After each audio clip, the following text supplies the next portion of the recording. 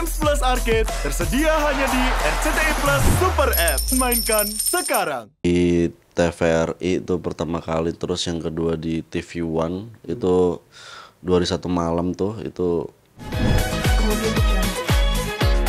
Oke, Dede Satria. Dek, ini kan kita udah masuk penghujung tahun nih. Mungkin kamu sendiri nih memaknai tahun 2024 ini seperti apa? Ya 2024 ini alhamdulillah ya semakin dewasa, semakin ada kabar-kabar baik juga, dan beberapa film sih alhamdulillah mau tayang juga abis ini.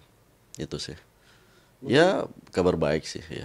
Mungkin perjalanan 2024 kamu ini seperti apa sih, dari karir dan segala macam? Kamu memaknai perkembangan karir kamu ini seperti apa? 2024 itu peralihan dari 2003 cukup struggle ya, karena sempet nggak bisa syuting karena satu dan lain hal. Akhirnya belajar untuk belajar nge-host di TVRI itu pertama kali, terus yang kedua di TV One itu 2 hari 1 malam tuh itu kayak MTMA gitu. Dan ya awal-awal nge-host juga kan nggak pernah nge-host ya, jadi kayak ya digoblok-goblokin juga, diiniin juga, cuman belajar lama-lama alhamdulillah bisa, dan berlanjut sampai ke beberapa project.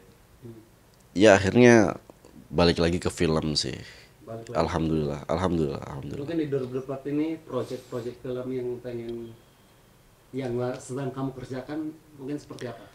Yang sedang mau dikerjakan ini, habis ini buku harian hidupku itu drama. Terus yang lagi mau tayang ini ada Skandal 3 itu di video.com.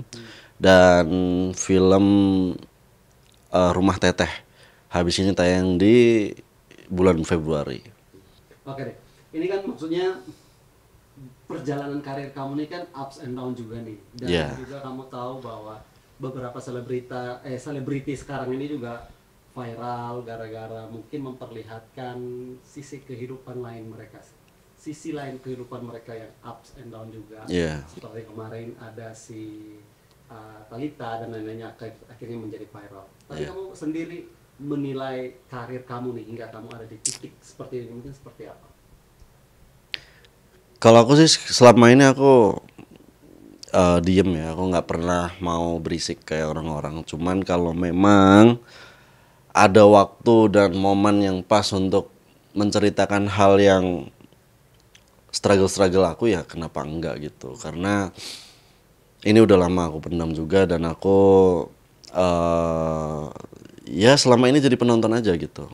Mereka mau ngomong apa, mau ngomong seperti apa, aku nggak peduli, cuek aja gitu. Tapi kalau memang udah waktunya sih nggak masalah. Ups and down dalam dunia karir, terkhususnya entertain itu lumrah lah ya. Lumrah. Biasa. Tapi apa sih hal yang akhirnya jadi motivasi kamu untuk masih bisa bertahan sampai saat ini? Saya pernah sakaratul maut 3 kali. Udah mau mati 3 kali.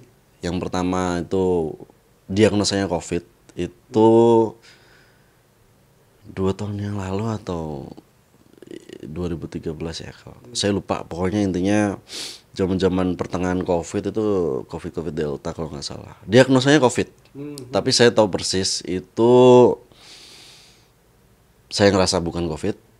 Jadi saya ngerasa kayak ada ditarik nyawa saya itu dari ujung kaki pelan banget sampai ubun-ubun. Dan itu setiap lewat ke organ-organ tubuh kita, misalnya lewat ke kemaluan saya itu kayak daun yang kering, jantung, paru-paru kayak daun yang kering itu, dan mata rabun, terus hilang tiba-tiba sampai ubun-ubun. Dan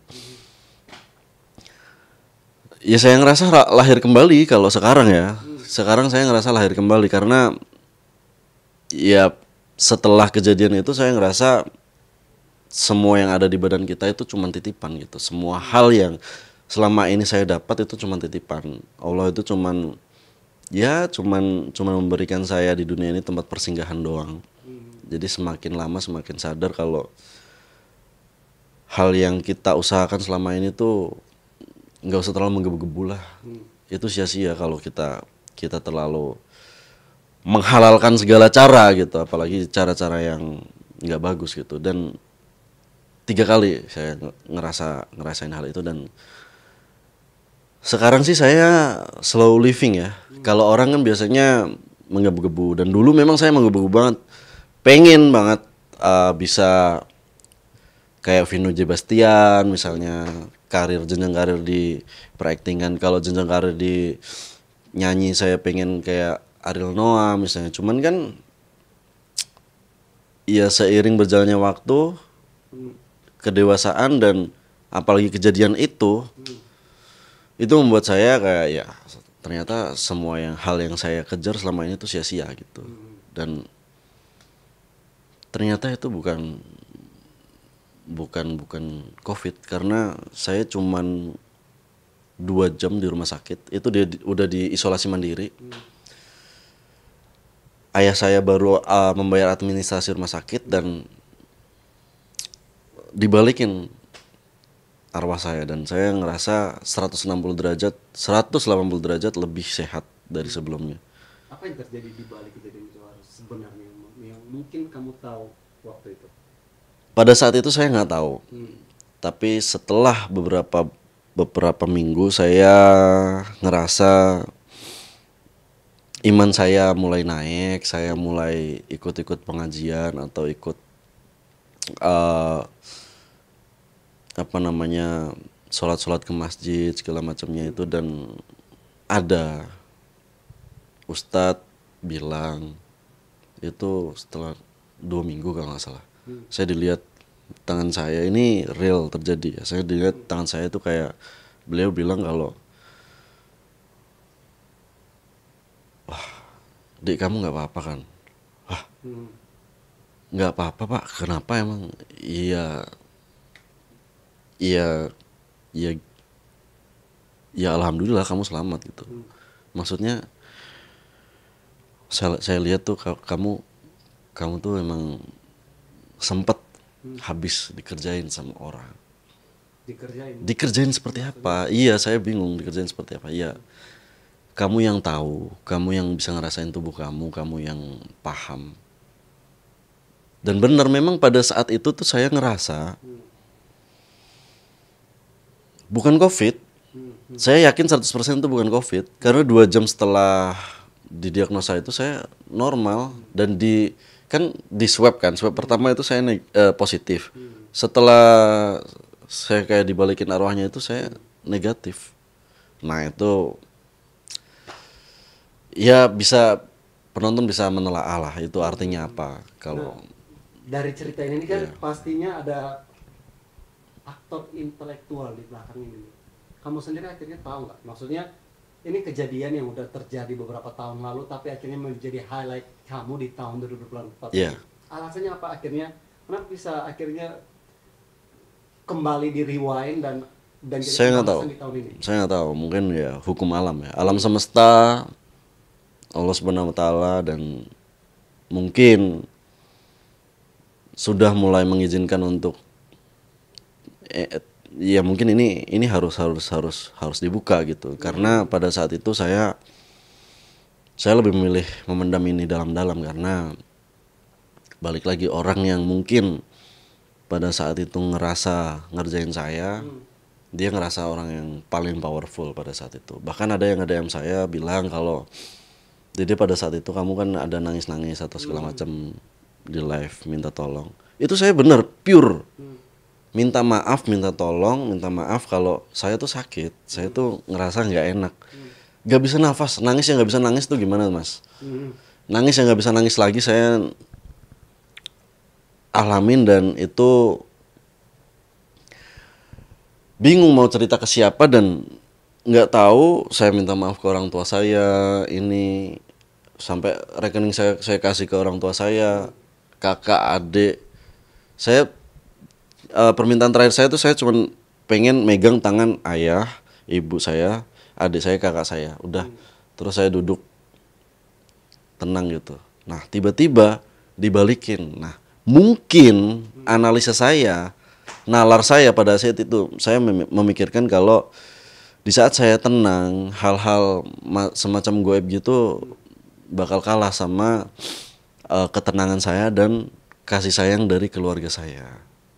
Ya, pada saat saya memegang tangan keluarga saya itu, dan makanya kalau memang sekarang udah ada rame-rame atau segala macam dan saya masih diam, ya saya nggak tahu, mungkin alam semesta, Allah Subhanahu wa taala mengizinkan saya untuk speak up.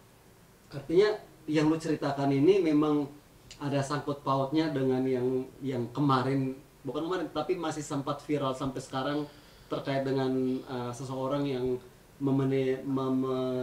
menjadi manajer kamu waktu itu, atau seperti apa? Karena kan kita juga lihat dari postingan-postingan si LL, sebut saja Lucinta Luna yang berseteru sama si Waria Isa Sega, dan akhirnya kan maksudnya kan sekarang ramai gitu, dan ada satu postingan disuruh kamu untuk speak up. Apakah ini yang dimaksudkan sama LL, permasalahan kamu sama si Waria Isa Sega, atau seperti apa? Saya nggak mau menuduh. Saya orangnya nggak mau menuduh. Saya orangnya nggak mau ikut campur sebenarnya sama urusan orang juga. Ya kalau Kak Luna konfirmasi ke saya masalah terkait lagu, kan mungkin di lagu tersebut saya ikut nyanyi juga. Kak Luna nggak dapat royalti, saya juga nggak dapat royalti. Nah itu saya berhak untuk ikut speak up gitu, karena saya juga ngerasa nggak mendapatkan royalti di lagu tersebut gitu ya. Cuman kalau sangkut paut di masa lalu saya segala macam ini, memang selama ini tuh saya diam karena pada saat itu mungkin saya takut. Pada saat itu saya ngerasa nggak aman. Saya bahkan nggak berani untuk balik ke dunia entertain. Bayangin, pada saat itu saya 8-10 kali cabut keluar dari manajemen tersebut. Tetapi ketika saya keluar, itu dimanapun saya berada dia tahu lokasi saya. Nah gimana cara beliau menemukan lokasi saya, kan kita nggak pernah tahu. Entah dia cek pos lokasi saya, entah dia kerja sama oknum polisi, atau gimana dia minta tolong sama siapa, saya nggak tahu. Intinya saya itikat baik keluar baik-baik nggak diizinkan.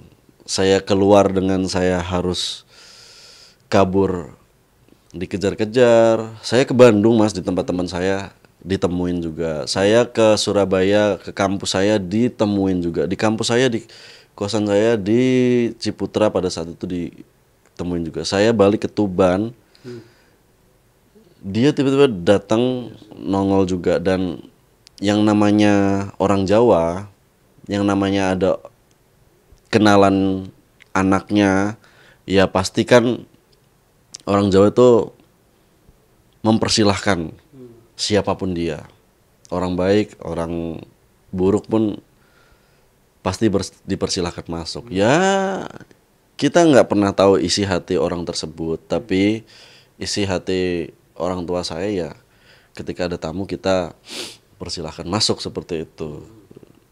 Dan bayangin, setelah kejadian itu saya itu di blacklist ke seluruh PH. Saya nggak bisa FTV, saya nggak bisa sinetron. Itu yang mengharuskan saya survive untuk tiba-tiba belajar menjadi host, belajar untuk menjadi host di TVRI itu, belajar menjadi host di TV One itu, nge-YouTube lah, konten atau segala macam. Karena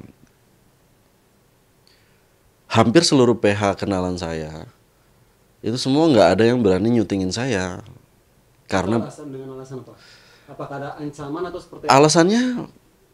Alasannya off the recordnya adalah beliau mengancam beberapa PH tersebut. Cuman saya itu orangnya tuh nggak pernah nuduh, nggak pernah apa. Saya rezeki itu dari mana aja. Toh sampai sekarang beliau melakukan itu